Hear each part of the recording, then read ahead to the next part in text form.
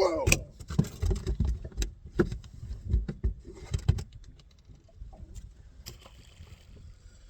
Second barely keeper of the morning. Both on shiver minnows.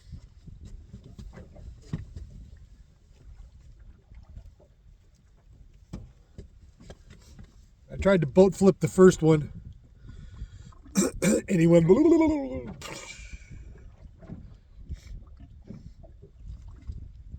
First one was on that purple goby, but I broke the tail off it, so I had to switch up. I'm out today.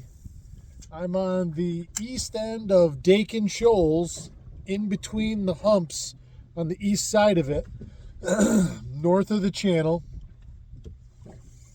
And I have found some fish. I've spot locked in a couple spots, put live scope down. I haven't seen any big concentrations. I looked out around the outer edges, in the little deeper water. But I didn't really find anybody home. Have had a couple big giant sunfish this morning attack the shiver minnow like it was their job. I did drag a craw, a football head, for a few minutes on the first hump on top, on the crown, on the rocks, and I didn't get bit, and I thought that was odd. But I'm going to give this jigging program another about 500 feet. Then I'm going to go back over on the actual shoal and start fishing that football head a little harder for the time I have left this morning.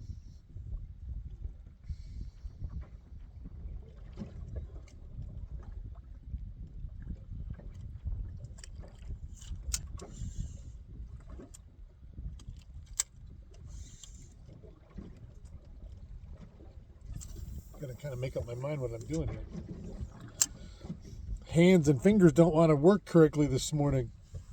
And I'm going to tell you what, for the end of July, it was cold this morning coming out. It was 51. I had my jacket over the top of my hoodie. I'm like, man, it's almost time to start getting the snivel gear out again.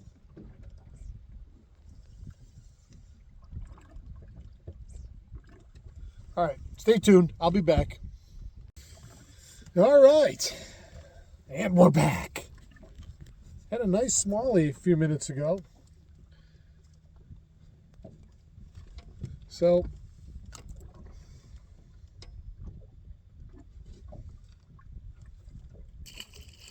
and that one's funny, these walleyes are top line predators, and that fish, I can't say that it was the exact same one, but within 2 feet, right next to the boat, it hit it right there. I come up, set the hook. I missed it. You feel it go off their lip. And then I dropped it right back down there. And before it hit bottom, he'd grabbed it. Again, I don't know if that was the same exact fish, but I would think he didn't get pronged too hard. Maybe he was with another one. I don't know. But I put it right back down there and it never hit bottom. And I come right back up and there he was. Directly under the boat.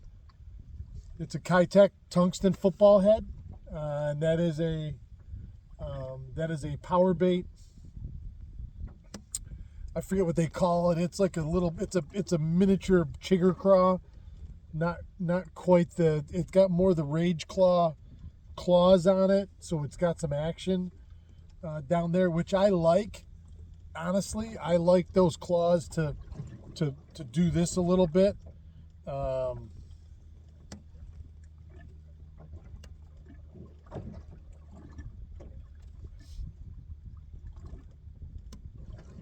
But these fish, smallmouth. There's one right there, right under the boat as I was lifting it up.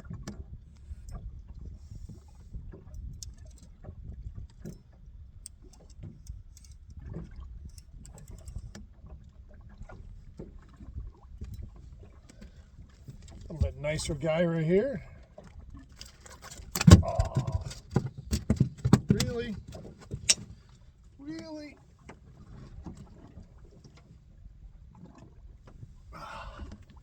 There we go. Hold them way out. Look at the size of them.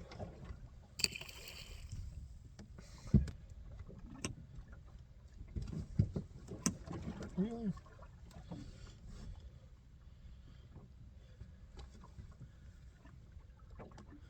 That's what it looks like. You know, those fish are up here on these rocks, on the crown of this, on the, on the windward side of the structure. They're up here looking, they're hunting, high sun, a little bit of chop just to break up the surface. But they're up here hunting, and whether it's gobies, whether it's crayfish, whether it's a little closer to the weed edge, you've got all those little, half, 3/4 inch long perch fry. You just gotta intercept them with something that they're interested in.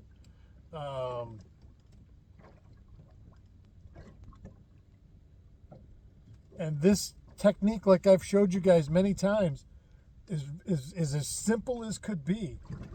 I let that football head sink to the bottom, and I reel it just fast enough that I can still maintain that tick, tick, tick on the bottom. You don't want it so heavy and slow that it just falls right down into those cracks in the rocks and gets stuck. You want it to just be ticking along. Now, I'm drifting right now. I'm casting downwind and bringing it back to me just to cover some water. Although I just hit those 2 in a row, I probably should have stopped and spot locked on that. And if I do stop and spot lock, I'm doing the same thing. I'm probably not reeling it quite so fast because, part of this is keeping it moving. If you're sitting still, you don't have to reel it as fast to keep it ticking over those rocks. I'm drifting towards it and I'm pulling it towards me, so I've got to keep it moving. But that added little tick tick tick down there of that head bouncing off the rocks, I guarantee you they hear it and they know it and they can track it. I don't know that crayfish make that noise naturally, but it doesn't seem to matter. They come in and eat it. The other day on Lake Erie last Friday, it was essentially doing the same thing, except Larry was in his boat next to me with 2 guys, and I was in my boat. I was dragging a tube. They drug football heads too. I didn't, and I don't know why. I thought about it, but the tube kept working, so I kept on it.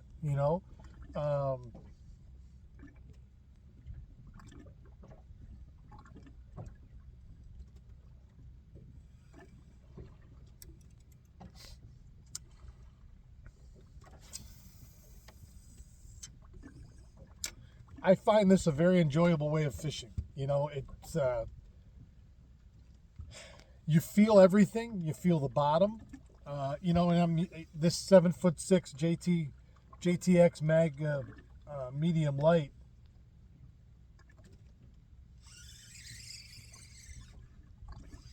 Felt like there was a little piece of weed over there.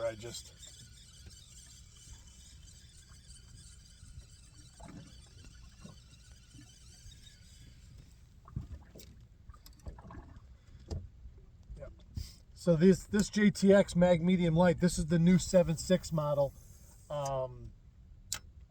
So sensitive. They have the carbon insert inside the handle. If there's the slightest tick, whether it's bottom or a fish, I feel everything. Well, I'm into the weeds here a little bit. I'm right up on this crown. I think I'm going to back up real quick, go on spot lock, and then we can continue this conversation.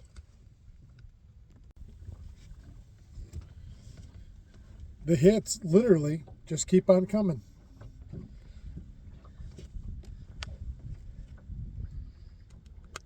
Right out of the corner of his mouth. It's a pretty good one.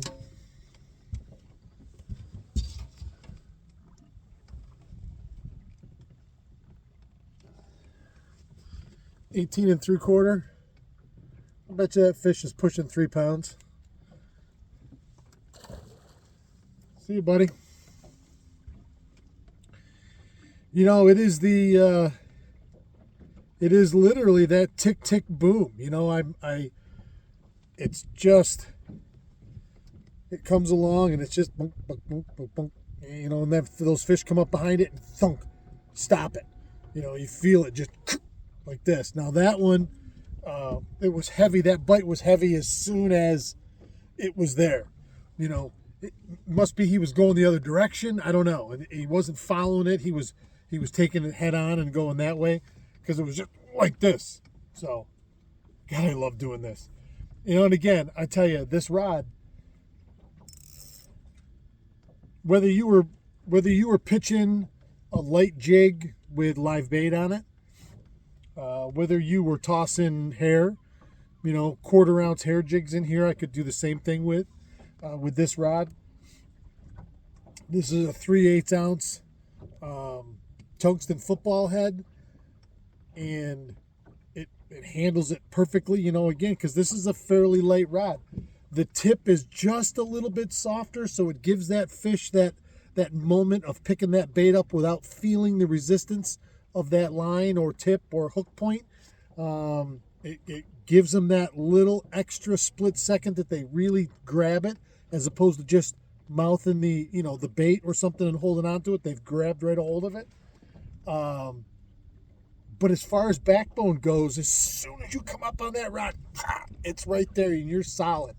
You know, pinpoint accuracy with the cast. As far as I've chucked it, and this rod will cast a country mile, especially with a little heavier bait on it, I've had no problem setting the hook with positive hook sets as far out to the end of my cast as I could be. So, can't say enough about this. I've had it now for a week. I've caught fish on the St. Lawrence River, Lake Ontario, Lake Erie, and Oneida Lake with it. That's 4 pretty high-profile bodies of water in New York State, and it has handled everything I've asked it to do with flying colors. I absolutely am in love with this rod, and Matt Bain is the pro staff director with JT Outdoors, and he gave me this rod and that 8-foot panhandler ultralight on demo, and if he thinks he's getting them back, he's sadly mistaken. They're not leaving my boat. I'll be back in a second with another one.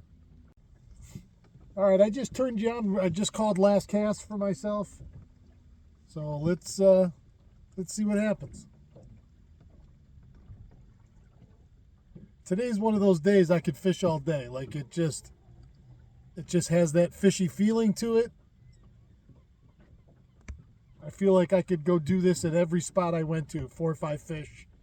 You know, I've had, I think, 4 walleyes, 3 smallmouth, and a bunch of sunfish.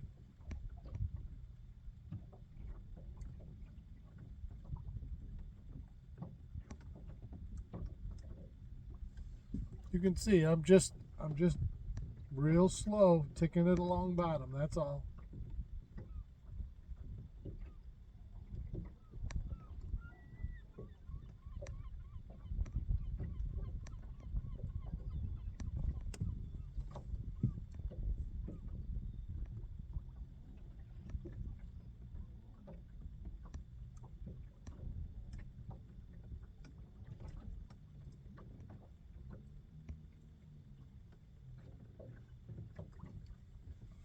All right, that'll do it for me for today. I will see you back out here tomorrow morning, bright and early. Have a great day. Keep your tip up.